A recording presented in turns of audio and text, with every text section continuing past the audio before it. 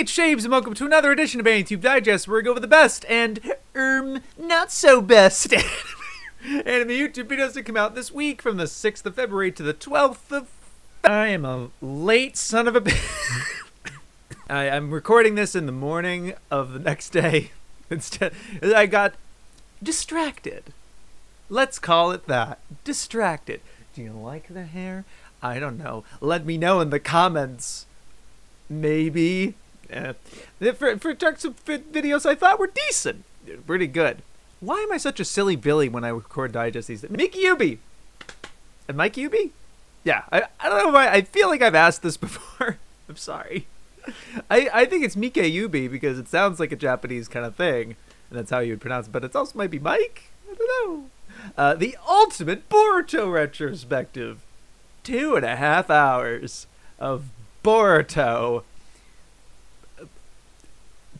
plot synopsis. But hey, it was interesting plot synopsis and kind of warranted for Boruto specifically because a lot of people, like myself, don't really care to engage with it at the moment.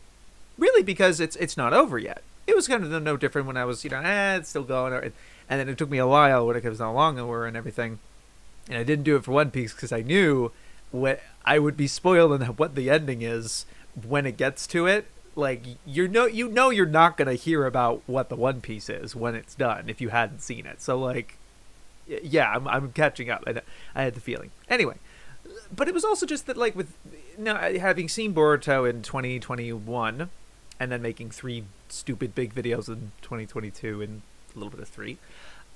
It was, to me, it was, my perspective on Boruto, having not seen any of it, not trying to engage with it, was just that, like, at least with Naruto, we knew what the end result would be. He wanted to become Hokage. And so you knew when he became Hokage at the end of this, that would be the end of the story. And certain things that, and you speak on it in this video, that it's very meticulously crafted series, and Boruto is not that, and it's not Naruto, right? It's its own thing. But it's hard to not separate it when it is in the same universe and it is taking some of the characters. I noticed in this retrospective, the only characters from original Naruto that actually seem to matter or show up or factor whatsoever, like at all, is Naruto, Sasuke, Hinata, kind of, because, I mean, she's there, it's the mom. Ino? I saw Ino in there. Oh, Shikamaru. Definitely Shikamaru. That's nice. Gaara? Ao shows up back up. I was like, who's Ao? And they were like, oh, yeah, okay, yeah. All right. Obviously mentioning Jiraiya, but Jiraiya's not actually really in it, kind of deal. So that was weird to me as an outsider and experiencing this story kind of for the first time through your video, because that's effectively what this retrospective is doing, and it's you don't really talk about it with the assumption that you've seen it, and I don't even know if you really give I don't remember if you gave a spoiler warning or not. It's kind of assumed, I think, or maybe you did, and I apologize if I missed it, but I went into it being like, I'm just gonna. I can smell. It's 2.5 hours, retrospective. I know what this is. I know what I'm getting into. And I pretty much got that. It is going arc by arc, kind of describing what each one goes through, how it starts, the developments, the twists, the characters, the ending, the fights. And this fight's pretty good. This does it. And I liked the attention to the anime as well. And its relationship, it's a very unique relationship to the anime, where the anime would do something a little ahead of time, to fleshing out a character or whatever, and then they'd be relevant in the manga, and that'd be kind of their first appearance. I thought that was really interesting, the relationship. So it feels like you kind of feel like you have to read and watch both almost, just to be like, the manga is what really matters, kind of, the stuff that they're focusing on, if it's monthly releases, and the anime, it has the obligation to go weekly, so they do have to constantly be producing more story, and then it gives them the opportunity to flesh things out more. What little they have, like kind of little in places, and it seems decent with the original content, but you hint that there's some of the worst stuff you've ever seen in there, and I'm happy you don't dwell on that, I guess, but that certainly left things as an open question for a 2.5-hour retrospective. But that's obviously, I'm not, you must be thorough of every, yeah, obviously not. I really enjoyed the video, though, because you clearly put a lot of attention to detail on it in the visual presentation. I thought the application of isolating panels and just having it really in this, like, the middle of the screen like this, and then moving them around to just going isolated scene by scene, kind of like if it was the anime, like if you were to just use the anime footage this entire time and you would just be using those shots, but instead you use the manga because you do want to be talking specifically about it. But that is a lot more work to isolate the panels, animate some of them, and then you have these AMV transitions, which are really great. Shout out to Harsh. That was really nice.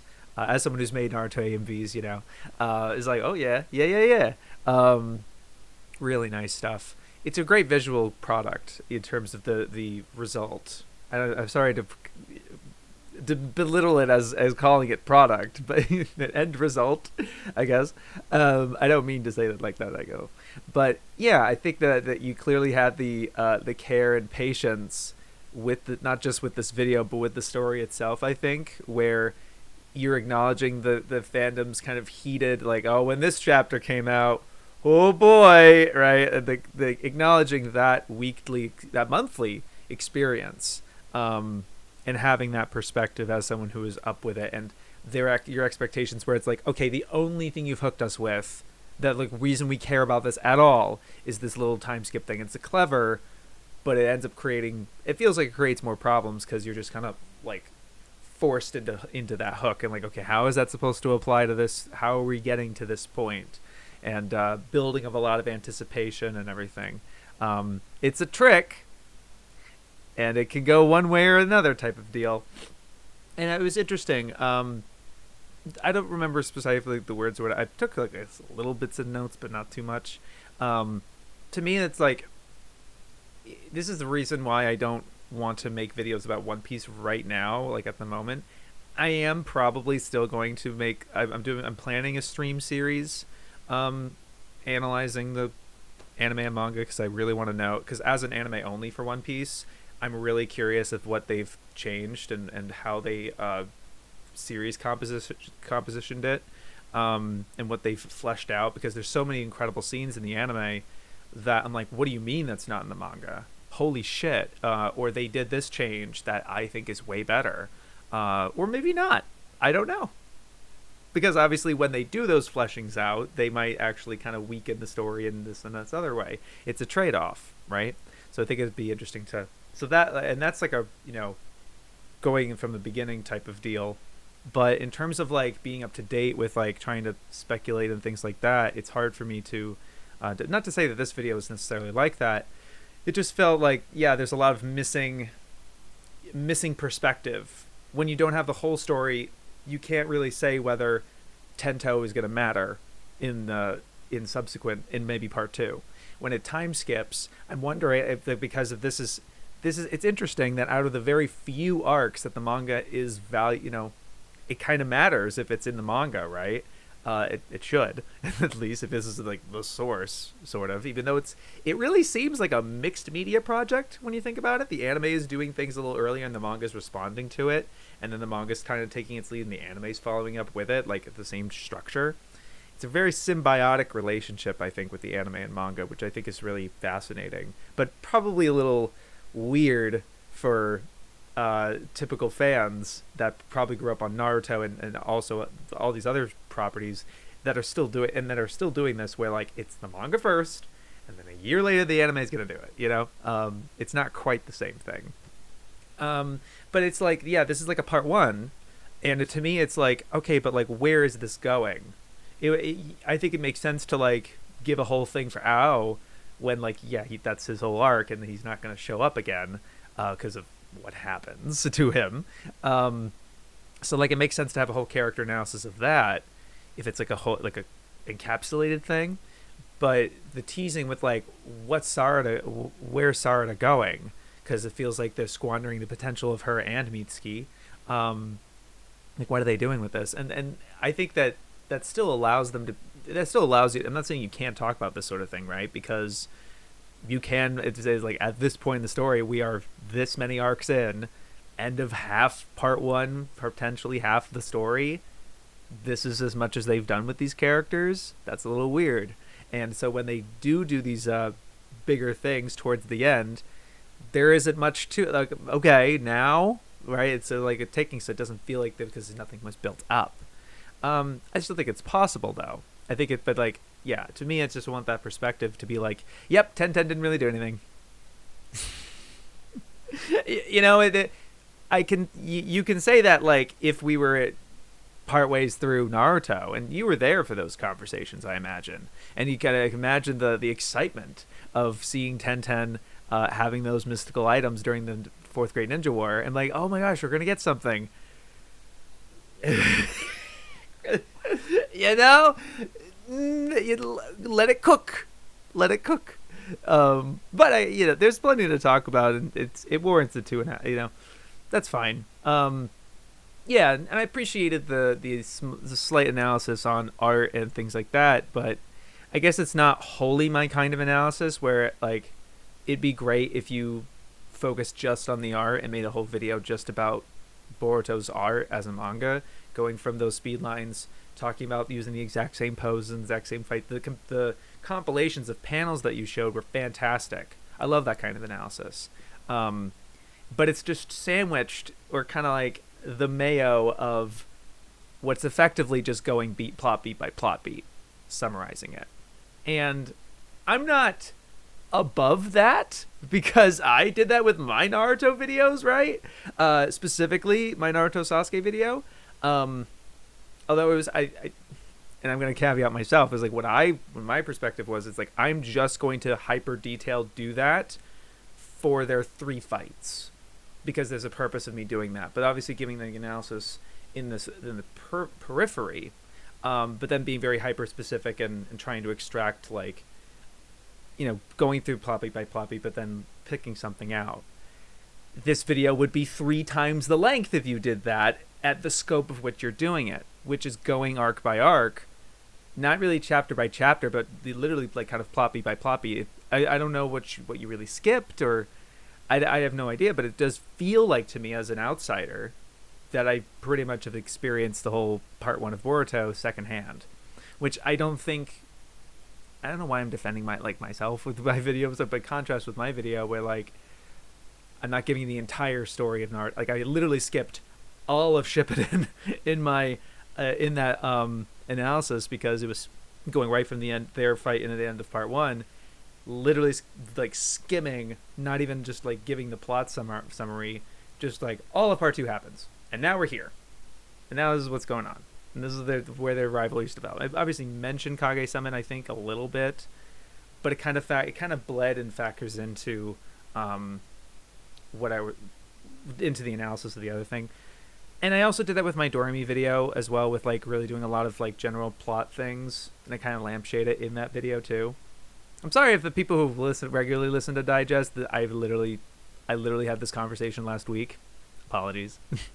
But it just happened to apply here. But yeah, I think that the quality of the video is in your presentation, in your calmer demeanor, even-handed, of like, I didn't like this aspect, this kind of sucks. This other thing is like a really difficult situation with Kishimoto and the writers and things like that.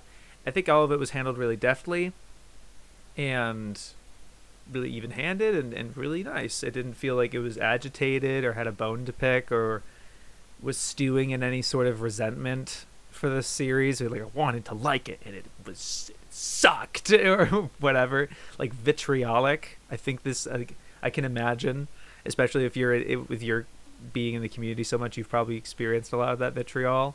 So it's really nice that you've kind of been able to rise above it with this project. Congratulations on finishing it, and I'm looking forward to what you got next. This ProZD video did catch my attention. I was going to say caught my eye, and I was just like, that's kind of cliche. But I said it anyway. The future of this channel is uncertain. And he's just talking about he's gotten so busy with things. And it's not like, oh, my views, whatever. But he is seeing that with his peers, that the views are not what they used to be. And realizing that a lot of, he's saying like from his analytics, 85% of people are coming from people who are not subscribed. And he's like, you should probably be getting videos from like, in terms of bookmarking YouTube, bookmark subscriptions. And that's exactly what I do. And I appreciated that he shouted that out. It's like, you should probably do this instead of like YouTube Home or whatever, because that's where most people just be like, oh, what do I watch, or whatever.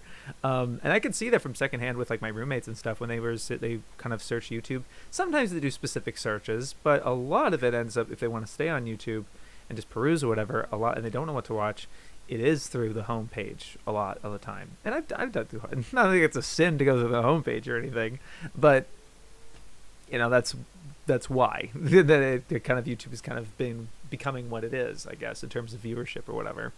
But yeah, I'm talking about him becoming more busy with his work, and that's really great. And it was reminding me of myself, where I'm trying to crunch a video out right as I finish this. I haven't quite finished it. I'm kind of procrastinating, but also because like been working on other projects, which I'm probably gonna make an update video or something. I don't know, maybe. I think I've made, so it's a whole situation. But it's just reminding me of myself, where it's like, yeah, it's a good problem to have, that I'm too busy with my career and passion, thing that I wanted to do, and not necessarily YouTube. And he just kind of does YouTube for whatever. I didn't expect it to get the success and traction that it did. Yeah, it's like, that's nice. But yeah, and it's just him kind of opening a Patreon, and that was like, if you want me to make more stuff, and it's expensive to et cetera, to buying all the food for the trying every Pringle, whatever types of videos, which are fun. They're good videos. I like them. Yeah, it's just a thing like that caught my eye, and it made me reflect on my own thing, where on my own situation here, where it's a nice problem to have, but it is a reality. And you can be like, with the algorithm going the way it is, it's kind of no wonder a lot of YouTubers are stepping away or reducing their output. And also just the his relationship to YouTube of being like, I'm never chasing an algorithm, I'm never chasing what is going to be successful, like trying to get that cross of like what I like and what YouTube likes, and it becomes more and more about what YouTube wants and what the audience wants, and not making it about that, because that is the quicker way to burnout and not enjoying making it in the first place. I completely agree with that, and I'm still in that position personally with my channel, thankfully. I will admit there were some recent videos of mine where I was thinking maybe that could be something that the algorithm might like that, but I want to talk about it. And there's a share, and it was awful. It performed awfully. So never again. It is going to be purely, I really want to do this, algo be damned, but damn it, I really wish the numbers would go up. I wish it wasn't like this. It is what it is, though, and I'm happy I'm still here, because a lot of other YouTubers are not. They found their big boy jobs or had children. That is fair. That is very fair. And I'm also just like happy that I'm not stuck doing this. You know, like I had gotten so much success on YouTube in the first place that this is what I do, but I can't develop any other skills or something, and I can't adapt to another job. There are some creators that are like that, and that is a very hard position to be in.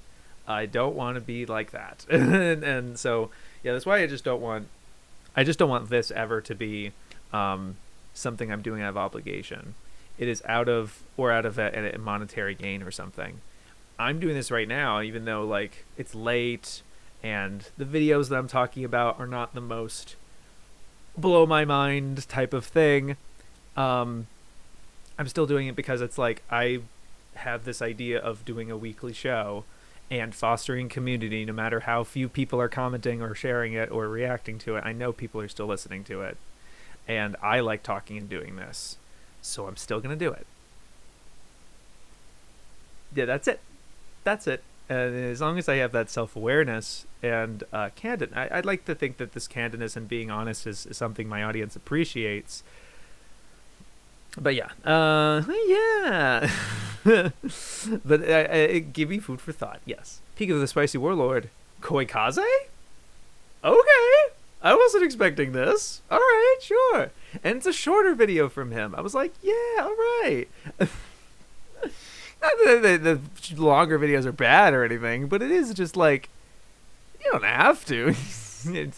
It's nice when because it's like, yeah, as someone who's also made dummy big videos, to make a shorter one is like, yeah, yeah, But I wasn't expecting Koikaze though when brother met sister. Yeah, but it was interesting seeing the contrast of this very serious drama with Pico's humor and editing style being very frantic and media pilled almost, I guess could be a word for it. Very reactionary. There was a couple low blows, like a couple things that like he's assuming or saying that I don't remember specifically happening in Koikaze, and I'm like, is that an exaggeration? Are you making a joke? I don't, but it doesn't sound like you are. But I'm like, I don't remember that happening. I don't remember them that happening. But he gets it pretty much right, I think, with the reception of the show, but also what it's really trying to do and the real value in it. And I also obviously appreciate that he's being holistic as usual, talking not just about the anime but also the manga, and talking about its weaknesses and advantages. Yeah, I just wasn't expecting it and I thought it was an interesting contrast. And it doesn't, again, like, I liked the length because it didn't feel like it belabored the point. It very well could have, I think, and maybe could have gotten too far into the weeds with this sort of subject. But it's best that it stays in a controlled, like, we are talking about the media and not just broadly about things. But yeah, I thought it was pretty well done, considering that I just wasn't expecting that sort of thing from him. But it was good. JaxBlade caught my attention with Baki versus Ippo versus Kenichi. Which training show has it all? And I just realized he did change the title, because I'm pretty sure the original title, and it might be in the description or something, but I remember seeing this thumb and title, and what caught my attention was calling it the Grounded Big Three, and he says it in the video, and I guess he changed it. I don't know if it was comments, or I know Roger Space had a pretty viral, a pretty pop, not like stupid, like dummy, like conversation, not like what's going on. Anyway, yeah, I think about the big three and everything. It's not like a fun thing. It's not like a little fan. You can just call anything the big three, the new big three, the old '90s big three, the grounded big three. It's cute, but that is a legitimate term that was described. That it describes a phenomenon that happened in Shonen Jump between 2005 and 2010. A streak of 7 consecutive years where the same 3 manga were at the top of the popularity of the magazine. And to be clear, the top of the magazine, everything like that, is not anywhere indicative of the title's quality or whether it's going to keep going or anything like that, or sales, or nothing. It is purely their ranking, and that they're based on their data or whatever. And then so there's a site called Jajanken who has been keeping track of these orders, and like they're kind of ordering the chapter in the magazine and stuff like that, and they have like the year cumulatively, and they've done this since like 71 or 2. They have the records from like pretty much from the magazine's beginning, and you can see like the top 5 series of the year every single year. Every other there's been 7. I actually kept track of this in a tweet that I looked this up, but there's been 7 instances where there were 3 series that were consecutively the same top 3 series. Maybe not in the same order, just like the big 3 here. Sometimes there was one year where Naruto was ahead of One Piece.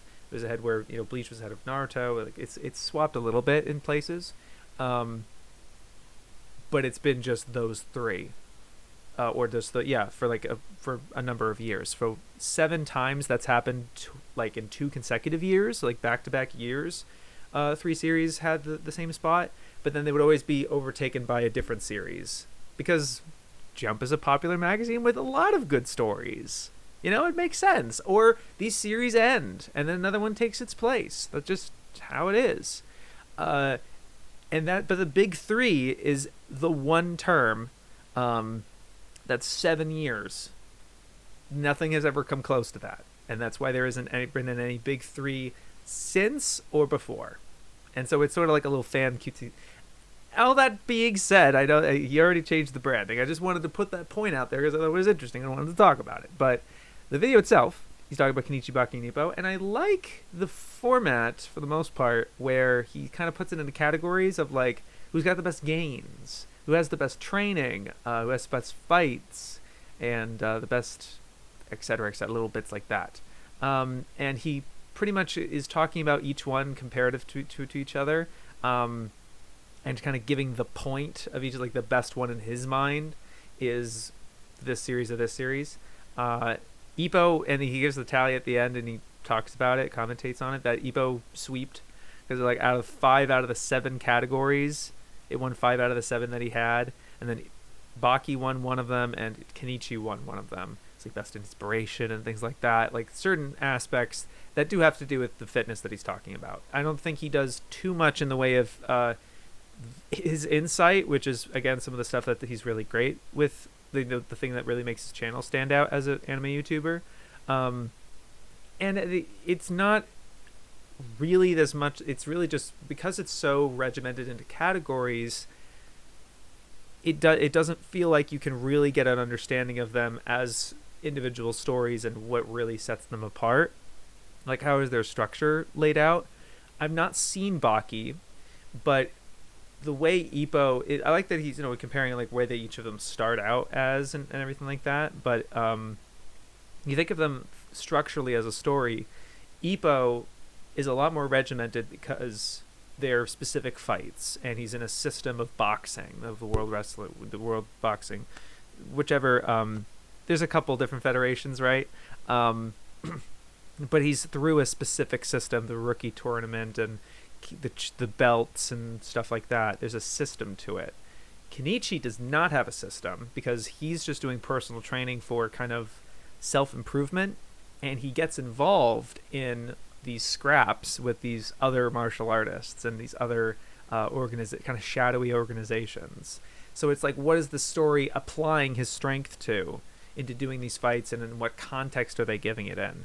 You know, and how is it depicting the world and the structure of these things and bettering the character, versus Baki, which I don't know anything about. I know a real crux of it is his father, but that's kind of the extent of it. So like each of them are very different in that way, but I think it's cool to compare the 3 of them in this lens, and this is a pretty easy regimented way to do it, like compartmentalized, but I don't think it really dives super deep into the core essence of each of these series of what they're really trying to be about.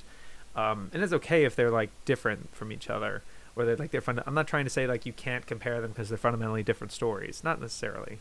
As I've done this, I can't poo-poo this sort of thing this is how my channel started. My first video on the channel is One Punch Man versus Sunred, and talking about, just using them as a point of comparison to talk about satire, even though One Punch Man is more of a parody anyway. And then my second video was Ippo comparing it to Ashino Joe, where one of them is really about the sport, like what is the main event, is the idea of like what is the focus of these series. One of them is really more about boxing than it is about individual, like they have the characters of course, but there's so many individual characters they spend time on. There's an entire arc dedicated to several Takamura fights, nothing to do with Ippo. He's focusing on Miyata, he's focusing on Wolf, he's focusing on Sendo, and you care about these characters, and it's fantastic. I love it. Ippo's good, but it's not one character. And when it does that, it becomes way more about, and then what is it focusing on in terms of like, you learn so much about boxing, specifically like real boxing, right? Versus Dash no Joe, boxing a thing, and there's some little guard and certain, but there's more in the ways of kind of made up stuff, and just like, this will be twice as effective or things like that.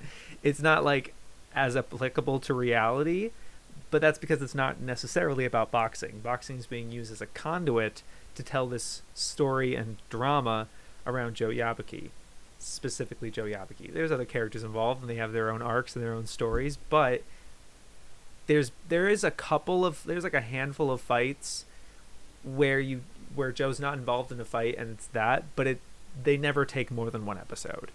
I cannot think of a single match that obviously like Joe's watching that takes more than one episode. Whereas Sendo versus whoever, arc, multiple chapters, multiple episodes. Takamura versus Hawk, like a third of season 2. Like it's a whole thing. You know what I mean? So I don't necessarily make that point, but yeah, it's just I'm not saying you can't compare these sorts of things.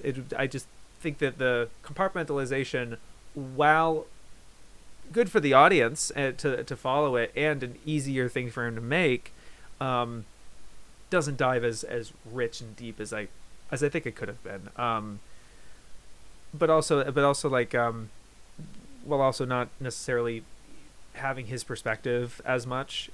There's a little bit of that in there, but I've seen it more in his other videos, I think. And that's fine. Not every video needs to have that level of his perspective as a personal trainer and who cares so much about fitness. But yeah, and I liked the video, though. It was nice. Okay, now with the best videos of the week. I gotta stop doing that, man. It doesn't look good. Don't pause there, Gil. I swear to God. First from Mudan. I gotta run it back. Because I gave him a not good last week. But I was eager to be like, he's my boy. I want to see what else he's got. But it's also just really cool and exciting because he's doing like a daily vlog thing. And he says he doesn't want to necessarily make it a vlog, really, but it's a vlog. Let's be, you got the Casey Neistat type of thing with the date at the beginning, 365 days left. I moved to Japan. It's him living in Japan for a year and him documenting that process. That's so cool and exciting and insane on your end because of just how much work you have on top of these videos that you're making. I saw this, I obviously linked the first one, but I've seen like 2 others since then. And the level of quality is still there with your level of editing and everything. It was just really awesome to see. And I just really like this idea. It's very exciting. It doesn't feel it feels good. And I liked the one of the later ones, or the recent ones, I guess, where he's explaining I'm talking to some comments where he's like, these don't get filmed in order, but I shot this the beginning of the last video, I shot that at the end while I did this, and I shot this over here, and like, oh, why would you dox trash chase? Like, you see, in a video, people want to see you go into a place for continuity's sake. So I'm just going into some random building, but I'm not going to dox them. Every time you see me go into a building, that's not the real building, or whatever. And that sort of candidness and transparency was really cool to see too. Yeah, it was just really nice. And I'm looking forward to following this. I think this is just really cool and exciting. That's kind of all I can say about it. Sorry. You see, I get very specific when I'm critiquing, and then Best is like, it's great. Whatever. Anyway, it was a really cool time. I think this is the first time I'm talking about Meeka le Fay. This manga was made by the U.S. military. Imperialism, but make it kawaii. Yeah. Yeah. And I don't know her influences too much. This is like the first video I've seen of hers, and obviously the first I'm talking about it. But it's got that like Big Joel vibe, or in those kind of like influence, like the almost bread tubey, and not to be like the subject matter or anything like that, which does kind of align with what they might talk about I think. But it's also just the framing, and the set's really nice. She's engaging with the camera a lot, which is great. It's a really engaging, good video, like really solid, solidly made, you know.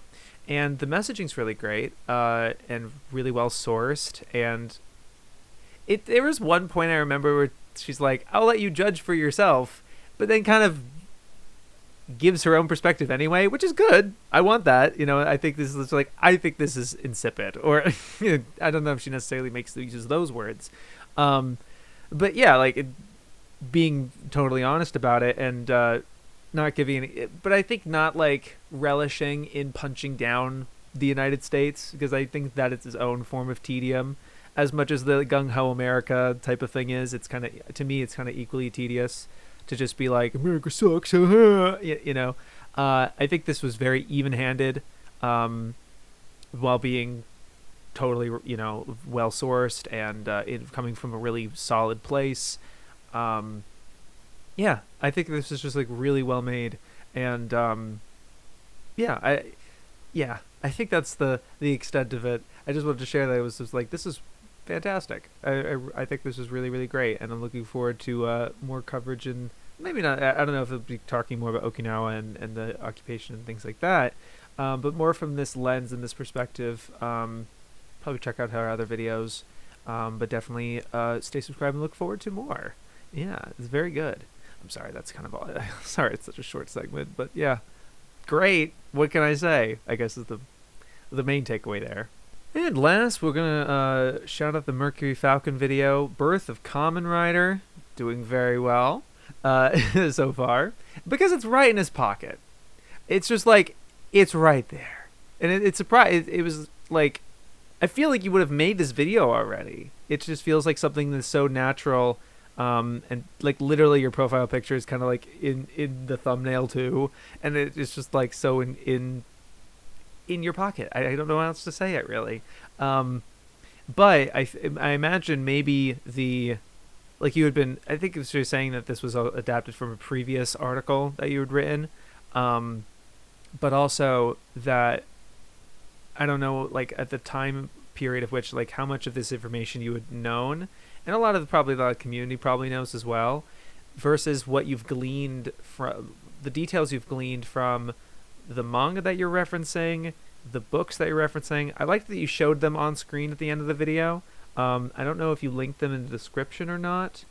You don't necessarily have them in the visuals themselves, like as they're going by, like this is what this manga is from, because that's always what was like, yeah, your original Zimmerit article, which came out 2 years ago almost, July 2022. Yeah, and I don't know if how much of this, like, yeah, you do have a lot of the sketches and stuff that you show here. Yeah. So yeah, you probably had all this as well, and this is just like until now getting it into a video form. So that's fair. The point I was going to make, and there they are in the description. Perfect. About like not having those resources, but knowing they exist, and then having to be like, all right, I'm going to wait to get time to get them translated or to get access to them so that the video becomes as good as it can be. But I don't know how much like how much it changed from the Zimmerit article to this new video. It might just be a straight adaptation of it, in which case it's like that sort of thing I really think we should be doing more of, with the author's permission, really. I honestly think that we should be doing that more often with some of, like, if they allow it, right? If some of the, I'm happy that Zimmerit is now into the actual YouTube space and converting their stuff into videos. But even the stuff that you know, you wrote like a year and a half ago, now it's gotten kind of a new breath and a new viewership, and newly informed for people, because, and it's also like, we can't just assume that like once it's out there, that's it. It's yesterday's news, and we can't just talk about it again. The half-life of an anime fan, right? There's people like, and it's a weird perspective for us who have been in it for a couple of years now. Whereas like this is, but then you think about the people who were here before us. What did they know or maybe not know? And trying to constantly like, what new information could be out there. It's not like any of this is a solved game, because there's still more to learn, you know. And I think there's as much as we can learn, or like are given access to learn, I guess. But yeah, constantly re-engaging and sharing these stories, even if some of them are like old or dated or something. Revisit them and readapt them into a new form, right? What popped into my head just now is my Mamoru Hosoda video. Turned that into a convention panel, and was able to kind of glean more out of it, but also kind of adapt it into a different form that's shareable to a different audience. Even have that audience kind of participate, which is really great. Yeah, I don't know.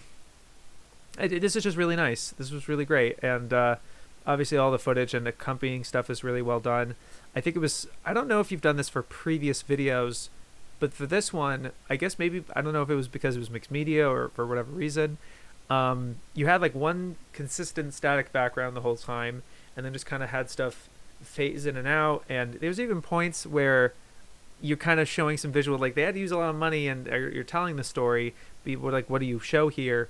And you kind of show stuff like the shot of Cagliostro where he's throwing all the money out or whatever like that, and little bits like that, but slowly kind of fading it out. And I thought that was really interesting. That filling in, what do you fill there? fill. Yeah, if it did feel like everything felt very specific in terms of like what you're showing and stuff. Although the more I'm thinking about it, there was a fair amount of kind of reused stuff. Like you'd use a similar clip with Kamen Rider going up to the grave and stuff. It was relevant in that when you talk about that moment where the actor is actually like has his leg broken, I think, or just had that accident, and so they had to kind of assume he's in suit, but like it's not, the actor's not available really, so they just have to have him in suit. So like it made sense to have that clip at that moment, but I feel like I saw that earlier in the video, and that's not a critique. That's not like I caught you, and it just made me think, which is like the visual cohesiveness of the video, where it feels like you're, because there's such thing as using visuals for reinforcement, right? And that's something I never really think of, because that's, to me, it's like they're the whole experience, whatever. And to like, I must constantly, I have my own thing about that, but just made me think about that with the presentation was really strong. I just think it was really great. Yeah, fantastic. Hope to see more of this. This is really great. Yeah, that'll do for this installment of AniTube Digest. Thank you very much for watching. You guys are great. You have a great week. Yo, peace.